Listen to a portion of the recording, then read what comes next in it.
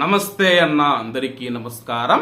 కూటమి ప్రభుత్వం ఎన్నికల్లో మనం చూసుకుంటే సూపర్ 6 పథకాలు అమలు చేస్తామని చెప్పేసి అందులో ముఖ్యంగా జనాలు ఆశలు పెట్టుకుంది తల్లికి వందనం కానీ, లేకపోతే ప్రతి మహిళకు నెలకు 1500 రూపాయలు ఇస్తామని చెప్పేసి ఫ్రీ బస్సు, ఉచిత బస్సు పథకం గాని, ఇలా తదితర పథకాలు అయితే ఉన్నాయి.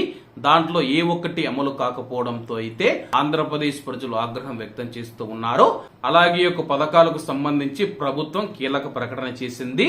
వివరాల్లోకి వెళితే తల్లికి వందనం 15,000 రూపాయలు, అన్నదాత సుఖీభవ, రైతుకు 20,000 పథకాలను త్వరలో అమలు చేస్తామని చెప్పి మంత్రి నారా లోకేష్ గారు శాసన మండలిలో ప్రకటించారు. ఏప్రిల్, మే నెలల్లో ఈ పథకాలు తప్పకుండా లబ్ధిదారులకు అందిస్తామని వెల్లడించారు. ఇచ్చిన ప్రతి హామీని అమలు చేయడానికి కట్టుబడి ఉన్నామన్నారు. గత ప్రభుత్వం పెన్షన్ ఒకేసారి పెంచకుండా ఏడాదికి 250 రూపాయల చొప్పున పెంచిందని చెప్పి లోకేష్ గారు విమర్శించారు.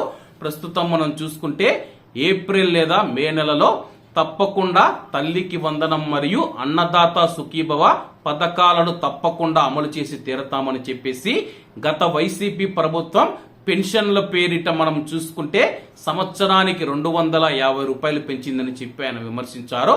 మరి ఏప్రిల్, మే నెలలో తల్లికి వందనం అమలవుతుందో లేదో వేసి చూడాల్సి ఉంది. కాబట్టి అందరూ బాగుండాలి, అందులో మనం ఉండాలి. అందరికీ నమస్తే అన్న, జై హింద్.